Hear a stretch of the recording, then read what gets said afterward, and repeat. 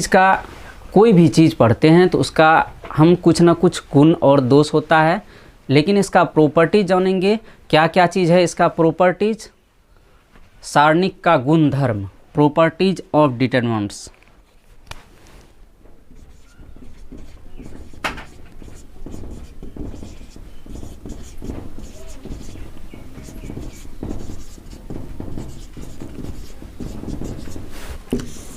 सारणिक का गुणधर्म। तो इसका पहला गुण है, पहला प्रॉपर्टीज है, इसकी सारणिक का मान जो है पंक्ति और स्तंभ को परस्पर परिवर्तित करने पर, यानी इसका ट्रांसपोज निकालने पर इसका मान नहीं बदलता है। इसका जो है मान सारणिक का ट्रांसपोज, मतलब ट्रांसपोज ऑफ मैट्रिक्स यदि जैसे निकालते थे उसमें इसका मान नहीं बदलता है।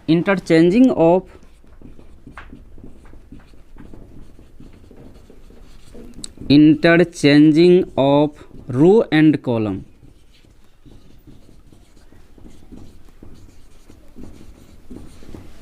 Interchanging of row and column of determinants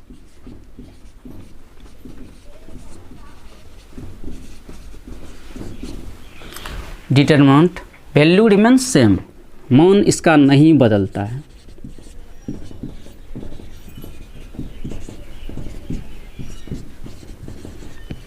for example, यदि मान लेते हैं आपको डिटरमिनेंट दिया हुआ है a1 a2 a3 b1 b2 b3 c1 c2 c3 दिया हुआ है आपको। तो यदि हम इसको बदल देते हैं, डेल्टा डैश निकालते हैं, तो क्या बोले थे, रो को कॉलम में बदलते हैं। मतलब ये R1 कॉलम है, ये R2 कॉलम है, ये R2 रो है, ये R3 रो है। तो इसको हम यदि हम कॉलम में बदलते हैं, यदि हम इसको कॉलम में बदलते हैं तो क्या हो जाएगा, रो को कॉलम में, तो A1 A2 A3 यहाँ पर हो जाएगा B1 B2 B3, इसका हो जाएगा C1 C2 C3। मतलब यह दोनों का मान सेम होगा, remain same. Delta is equal to होगा डेल्टा डैश। फॉर एग्जांपल, इस पर हम देखते हैं कैसे इसका मान बदलता है या ना बदलता है।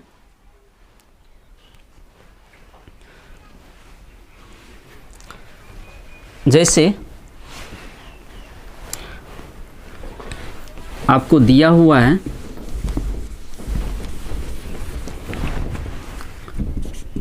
डिटरमिनेंट इज इक्वल टू 2 -3 5 6 0 4 1 5 -7 दिया हुआ है। तो इसका मान कैसे निकालिएगा आप? 2 रखेंगे, देखिए यहाँ पर 2 को रखना है, तो इसको कितना हो जाएगा, 0 5 4 -7। फिर एक बार प्लस एक बार माइनस करेंगे, -3, फिर -3 को रखेंगे तो 6 1 4 -7, फिर प्लस 5 को रखना है तो 6 0 हो जाएगा 1 5। आप एकदम कुछ नहीं है, इसको ढक दीजिएगा, बस लिख लीजिएगा। तो इसका मान क्या आएगा, 2 0 × -7 0 -5 × 4 20 +3 6 × -7 -42 -4 +5 है 6 × 5 30 -1 × 0 0। तो इसका मान कितना आ जाएगा, -40 -138 +150 इज इक्वल टू कितना आ जाएगा, यहाँ पर इसका -28 आएगा। क्लियर? अब देखिए इसको ट्रांसपोज करने पर, मतलब रो को कॉलम में परिवर्तित करते हैं, तो देखिए इसका मान बदलता है या ना बदलता है। डेल्टा डैश निकालते हैं, डेल्टा डैश क्या हो जाएगा, 2 -3 5 6 0 4 1 5 -7। तो इसमें पहले निकला था कितना, -28। अब देखिए इसको निकालते हैं तो कितना आएगा, 2 रखेंगे तो इसको ढक देना है तो कितना लिखेंगे, 0 5 4 -7। फिर एक बार प्लस एक बार माइनस, 6 रखना है तो -3 5 5 -7। फिर 1 को रखेंगे तो इसको ढक देंगे तो क्या बचेगा, -3 0 5 4।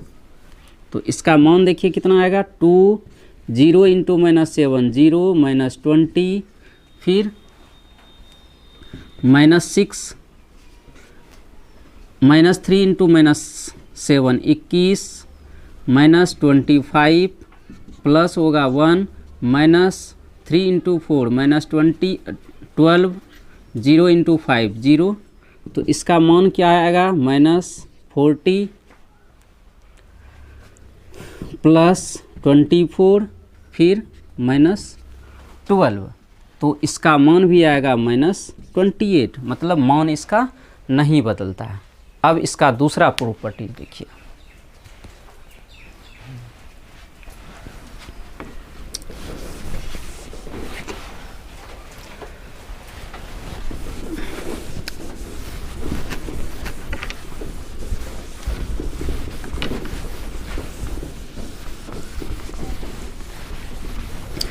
इसका देखिए दोस्तों दूसरा प्रॉपर्टीज है, यदि एक सारणिक की कोई दो पंक्ति या स्तंभ, जैसे मान लेते हैं ये R1 है ये R2 है, दो पंक्ति या स्तंभ को आपस में यदि इंटरचेंज कर देते हैं तो साइन, सारणिक का मान नहीं बदलता है लेकिन उसका साइन चेंज हो जाता है। इफ एनी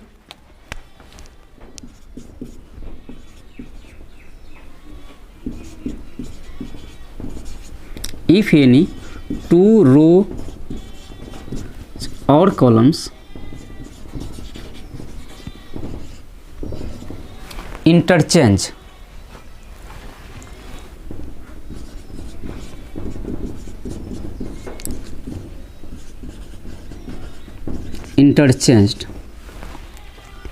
सारणिक का क्या हो जाता है, चिन्ह बदल जाता है, इट्स साइन चेंज।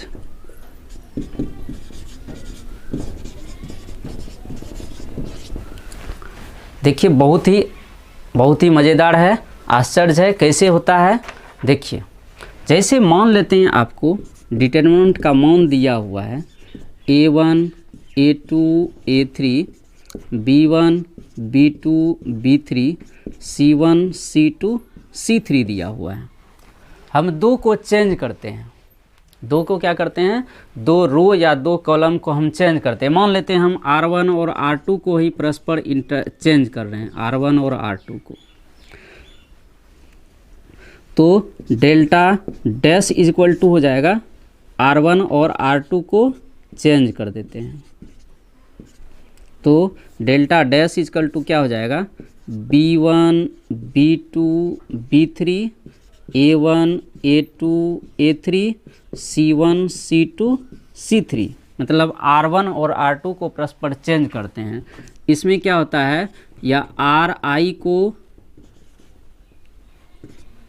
RJ, मतलब इसको एक दूसरे को ट्रांसफ़र करते हैं, चेंज कर देते हैं। तो इसका मान जो आएगा और इसका मान आएगा तो delta dash is equal to हो जाएगा माइनस डेल्टा, मतलब इसका साइन चेंज हो जाता है। यदि ये प्लस में आएगा तो ये माइनस में आएगा, ये माइनस में आएगा तो ये प्लस में आएगा। देखिए इसका एग्जाम्पल,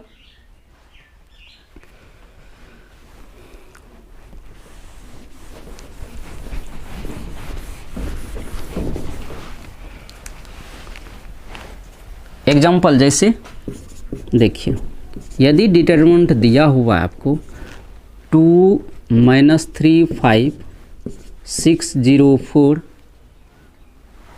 उसके बाद 1 5 -7 दिया हुआ है आपको, तो सेम टू सेम वैसे निकालिएगा। देखिए 2 रखेंगे तो यहाँ पर क्या लिखेंगे, 2 वाला ढकेंगे तो 0 5 4 -7, फिर एक बार प्लस एक बार माइनस,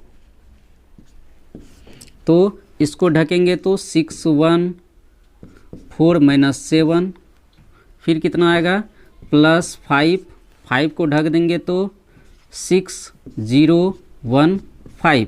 तो इसका मान कितना आया था, इसका मान पहले भी निकाल चुके थे -40, नहीं तो इसको लिख देते हैं 2 0 minus 20 plus 3 minus 40 2 minus 4 plus हो जाएगा 5 30 माइनस 0। तो इसका मान आपको कितना निकला था -28। अब देखिए यदि हम रो को परस्पर चेंज करते हैं तो -28 है तो क्या निकलना चाहिए +28। तो देख लेते हैं इसका मान चेंज करके। यदि हम डेल्टा डैश इक्वल टू लेते हैं R1 और R2 को चेंज, किसी को चेंज कर सकते हैं, R3 और R2 को चेंज कर सकते हैं, अपने सुविधा अनुसार इसको चेंज कर सकते हैं। तो हम इसको इस दोनों को चेंज कर रहे हैं, R1 और R2 को, R1 और R2 को इंटरचेंज कर रहे हैं। तो कितना आ जाएगा 6 0 4 2 माइनस 3 5 1 5 माइनस 7।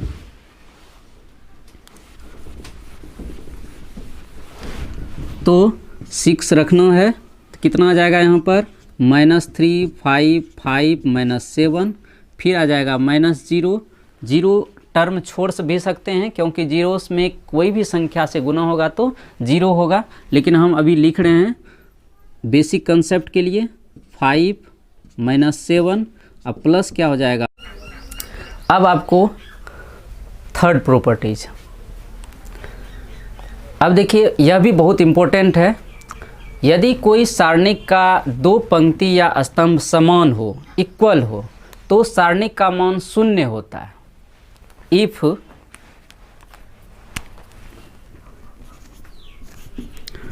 टू रोज और कॉलम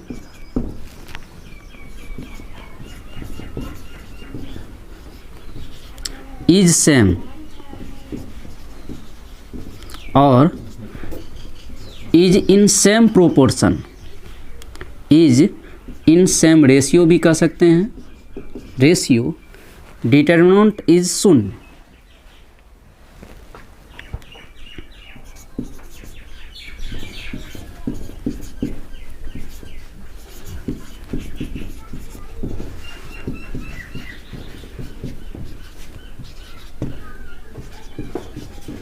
देखिए बहुत इम्पोर्टेंट है, इसको पहले समझ लीजिएगा। जैसे मान लेते हैं आपको दिया हुआ है 3 2 3 1 2 3, यहाँ पर आपको फिर दिया हुआ है 1 2 3, इस तरह से दिया हुआ है। तो इसमें कौन कौन बराबर है, इसमें देख रहे हैं यहाँ पर R2 और R3 इक्वल है, 1 2 3 मिल रहा है, 1 2 3 मिल रहा है। तो इसका हम डिटरमिनेंट निकालते हैं, देखते हैं ये क्या होता है। तो 3 रखेंगे, 3 को तो इसको ढक देंगे तो क्या बचेगा यहाँ पर 2 2 3 3 माइनस, फिर 2 रखना है तो 2 वाला इसको ढक देंगे तो कितना बचेगा यहाँ पर 1 1 3 3, फिर प्लस 3 रखेंगे तो 3 वाला को ढक देंगे तो 1 1 2 2। तो इसका मान क्या आ जाएगा 3 2 × 3 6 माइनस 6 माइनस 2 1 × 3 3 माइनस 3 प्लस आ जाएगा 3 2 माइनस 2। तो इसका मान क्या आ जाएगा 0 माइनस 0 प्लस 0 इक्वल टू क्या हो जाएगा 0। मतलब सारणिक का यदि 2 रो या कॉलम सेम हो तो इसका मान क्या हो जाता है 0 हो जाता है। अब इसका चौथा प्रॉपर्टीज,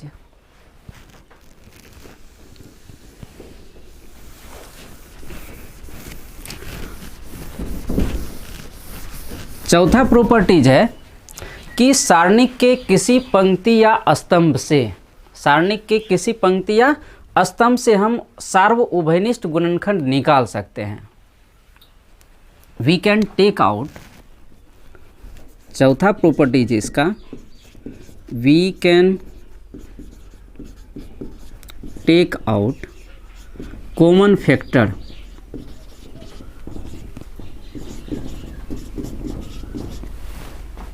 from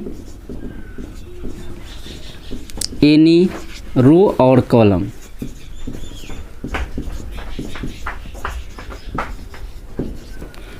फॉर एग्जाम्पल देखिए, जैसे आपको डिटरमिनेंट का मान दिया हुआ है 102, 18, 36, उसके बाद है 1, 3, 4, उसके बाद है 17, 3, 6।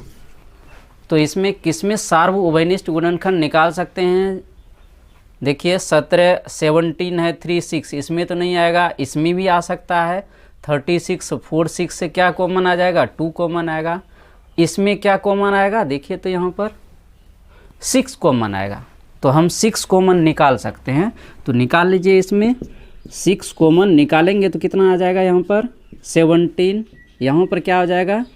3, यहाँ पर क्या आ जाएगा? 6, 1, 3, 4, उसके बाद 17, 3, 6। अब देखिए दोस्तों, इसमें क्या मिल रहा है? यहाँ पर R1 और R3 सेम है, R1 equal to R3 same है। तो यदि दो रो या कॉलम सेम रहता है तो इसका मान क्या हो जाता है? शून्य हो जाता है। तो इसका मान क्या हो जाएगा? 6 गुना 0 इक्वल टू हो जाएगा 0। अब अगला प्रॉपर्टीज जो कि बहुत ही इम्पोर्टेंट है,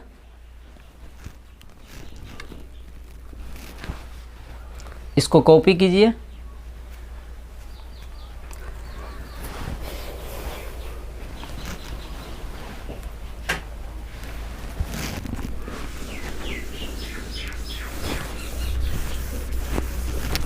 अगला देखिए, यदि डिटर्मिनेंट का अवयव एलिमेंट 2 या 2 से अधिक पदों के योग के रूप में रहे, 2 या 2 से अधिक पदों के, जैसे a1 प्लस a2 रहेगा, या a1 प्लस लेमडा रहेगा, या a2 प्लस लेमडा 2 रहेगा, इस तरह से योग के रूप में रहेगा, तो डिटर्मिनेंट को भी हम सम के रूप में एक्सप्रेस कर सकते हैं। If elements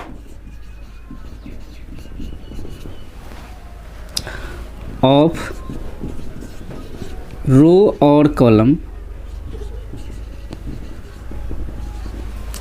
expressed as sum,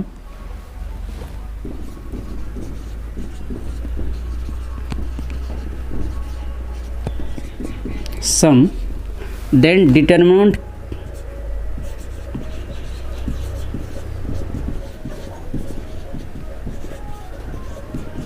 can be expressed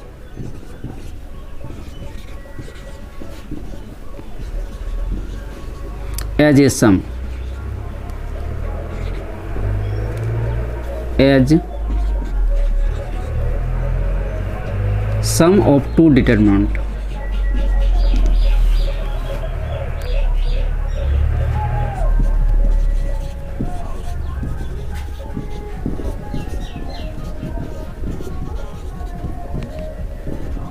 Determinants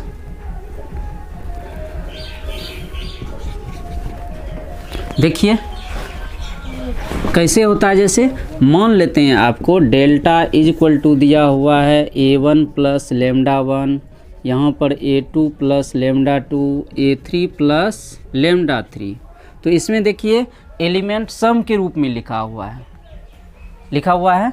इसमें अब b1, b2, b3, यहाँ पर है c1, c2, c3। तो इसको हम यदि 2 सम के रूप में रहेगा तो 2 डिटरमिनेंट के रूप में लिखेंगे, या 3 के रूप में रहेगा तो 3 के रूप में लिखेंगे। तो इसका मान क्या आ जाएगा? यहाँ पर देखिए, यहाँ पर a1, a2, a3, b1, b2, b3, c1, c2, c3। अब प्लस क्या आ जाएगा? यहाँ पर lambda 1, lambda 2, lambda 3, b1, b2, b3, c1, c2, c3। मतलब यह जो है दो डिटरमिनेंट के सम के रूप में, यदि अवयव जो है सम के रूप में रहेगा तो डिटरमिनेंट को हम सम के रूप में लिख सकते हैं। यहाँ यदि यहाँ पर माइनस रहेगा तो तब जाके यहाँ माइनस हो जाएगा, लेकिन इसे सम के रूप में लिखेंगे। अब इस पर एक एग्जाम्पल,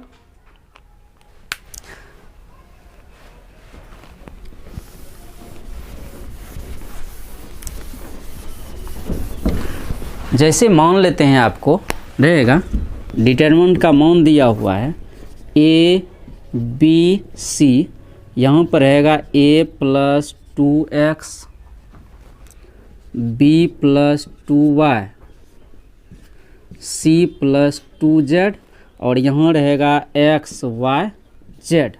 देखिए आपको दिक्कत क्या होगा, यदि हम उस तरह से मेथड से निकालते हैं, इस तरह से ढक के निकालने से आपको ज़्यादा परेशानी में पड़ जाइएगा, कितना निकालिएगा।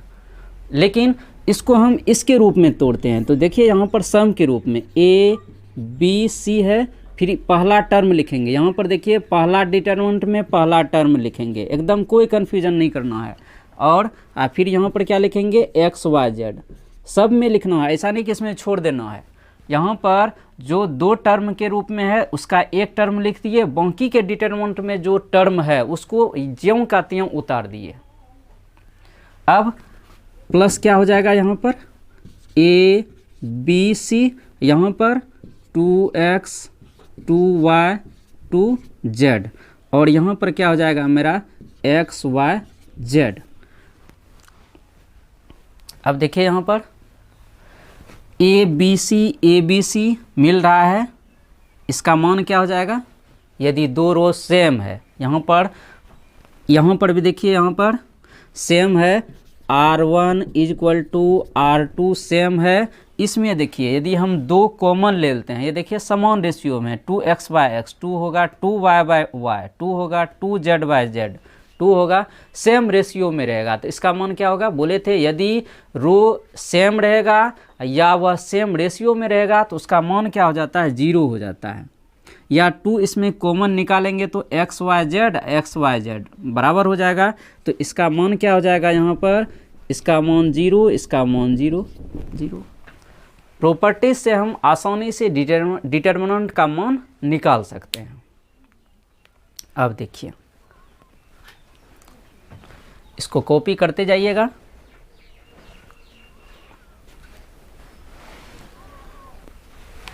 ये फिफ्थ था प्रॉपर्टीज। अब 6,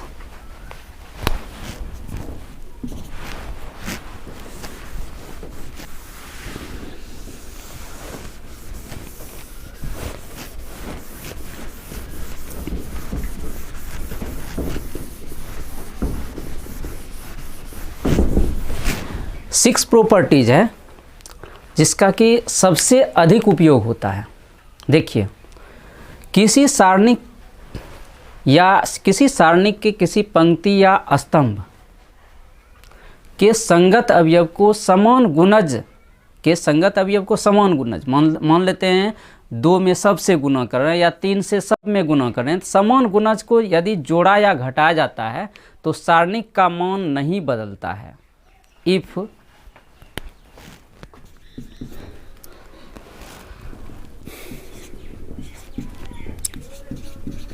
element of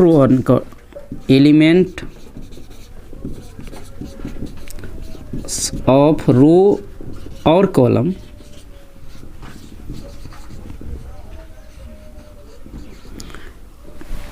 if elements of row and column is added to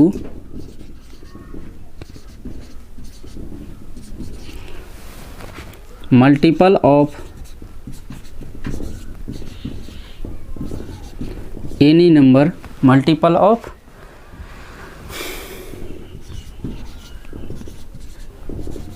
any number is added to another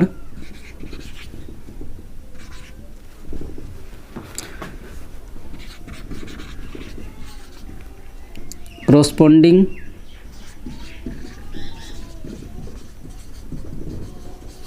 रो और कॉलम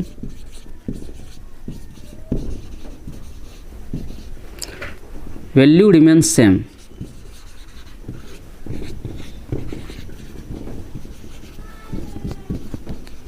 देखिए यहाँ पर इसको आसानी से इसको ऐसे समझिएगा, यदि डिटरमिनेंट का मान दिया हुआ है आपको A1 A2 A3 B1 B2 B3 C1 C2 C3, अब रो या कॉलम को हम जोड़ देंगे A1 plus B1 A2 plus B2 A3 plus B3, इसको जोड़ देते हैं, कितना आ जाएगा A1 plus B1, corresponding element को जोड़ देंगे A2 plus B2 A3 plus B3, यहाँ पर क्या आ जाएगा B1 B2 B3, यहाँ पर C1 C2 C3। तो इसका मान नहीं बदलता है, मतलब ये जितना मान इसका निकलेगा उतना मान इसका। यदि हम माइनस सब्सट्रैक्ट कर देंगे 8 के बदले, यदि हम सब्सट्रैक्ट भी कर देंगे तो इसका मान नहीं बदलेगा।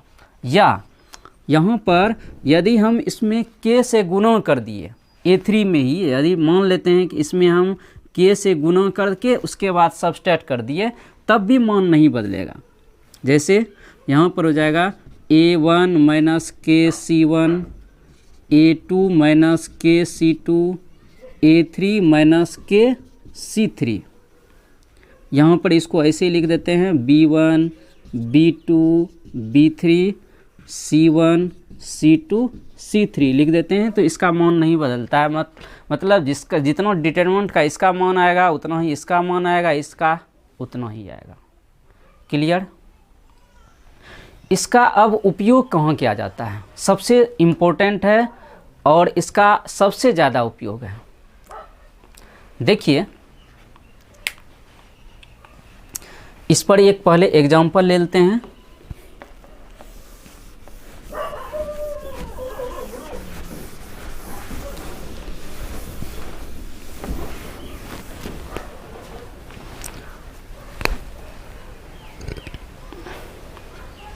यदि आपको इस तरह से रहेगा ए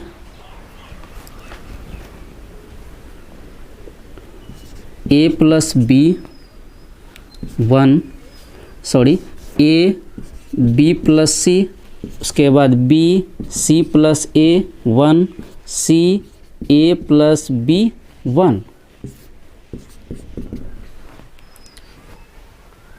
इसका मान कितना आएगा? देखिए यहाँ पर इसमें आपको थोड़ा सा अपना दिमाग का अप्लाई करना है कि माने रो जो है या कॉलम उसको समान रेशियो में लाना चाहिए। समान रेशियो में लाने के लिए क्या करेंगे, देखिए ए है, यहाँ पर बी प्लस सी है, तो इसको यदि हम ऐड कर सकते हैं, किसी को भी ऐड कर सकते हैं, तो इसमें हम C1 और C2 को ऐड कर सकते हैं। तो देखिए यहाँ पर हम C1 को चेंज कर देते हैं C1 प्लस C2, तो वैल्यू तो रिमेन सेम, वैल्यू नहीं बदलेगा। तो इसको यदि हम इसको ऐड करेंगे तो कितना आ जाएगा A plus B plus C, इसका मान क्या आ जाएगा A plus B plus C, इसका मान क्या आ जाएगा A plus B plus C. फिर यहाँ पर क्या लिख सकते हैं B plus C A plus B sorry C plus A, फिर आ जाएगा A प्लस बी, यहाँ पर 1 1 1। तो आपको इसके पहले बताए थे किसी रो या कॉलम से हम कॉमन ले सकते हैं। तो इसमें देखिए A plus B plus C, A plus B plus C, A plus B plus C है, तो यह तो कॉमन आ जाएगा। A plus B plus C क्या आ जाएगा, कॉमन आ जाएगा। तो कॉमन आएगा तो कितना आ जाएगा, यहाँ पर देखिए A plus B plus C common आ जाएगा, तो क्या बचेगा 1 1 1, यहाँ पर बचेगा B प्लस सी, यहाँ पर बचेगा C प्लस A, यहाँ पर क्या बचेगा मेरा A प्लस B, और यहाँ पर 1 1 1। अब देख रहे हैं यहाँ पर C1 और C3 मिल रहा है, 1 1 1 1 1 1 मिल रहा है, तो इसका मान क्या आएगा 0। तो 0 आएगा तो इसका A प्लस बी प्लस सी गुना 0, इसका मान क्या होगा 0।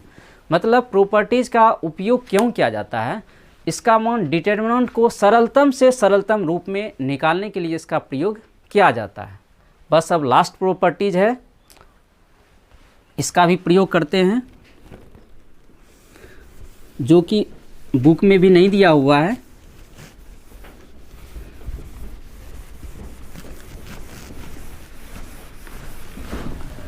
देखिए डिटरमिनेंट को में रो या कॉलम, दो चीज़ होता है, रो या कॉलम। जिस रो या कॉलम में शून्य की संख्या सबसे अधिक होती है उसके नॉन जीरो एलिमेंट के सापेक्ष ही डिटरमिनेंट को तोड़ा जाता है। रो या कॉलम में फॉर एग्जाम्पल देखिए, जैसे मान लेते हैं कि 1 0 0 है, 2 1 3 1 2 है, तो इसमें किस रो या कॉलम में जीरो की संख्या अधिक है? तो देखिए यहाँ पर इसमें R1 में जीरो की संख्या अधिक है, तो इसमें R1 में नॉन जीरो एलिमेंट क्या है? 1 है। R0 यहाँ पर नॉन जीरो एलिमेंट क्या चीज़ है? 1 है। तो 1 के लॉन्ग तोड़ेंगे, केवल 1 के लॉन्ग तोड़ देंगे। तो 1 के लॉन्ग तोड़ेंगे तो क्या आ जाएगा यहाँ पर? 1 1 2 2। तो यहाँ पर इसका मान आ जाएगा 2 - 2 = 0, नॉन जीरो एलिमेंट। फिर एक और एग्जांपल देते, जैसे मान लेते हैं 1 2 3 4 5 0 6 3 0 रहेगा, या यहाँ पर भी 0 है। अब किसके लॉन्ग तोड़ेंगे? देखिए सबसे अधिक जीरो की संख्या कहाँ है? 2 0 है, किस में है? C3 में है। C3 में अब नॉन जीरो एलिमेंट क्या है मेरा? 3। तो एक बार प्लस, ये हम माइनस करते हैं, ये प्लस, फिर यहाँ पर माइनस होता है, ये प्लस होता है, ये माइनस। ये हमेशा याद रखना है किस तरह से होता है। तो 3 के लॉन्ग तोड़ेंगे तो 3 मेरा किस में आएगा? प्लस में। तो 3 को ढक देंगे तो क्या बचेगा मेरा? 4 0 5 3। अब 3 12 - 0 = क्या हो जाएगा? 36। एक और एग्जांपल, यदि मान लेते हैं 1 2 3 0 0 2 5 2 3 है।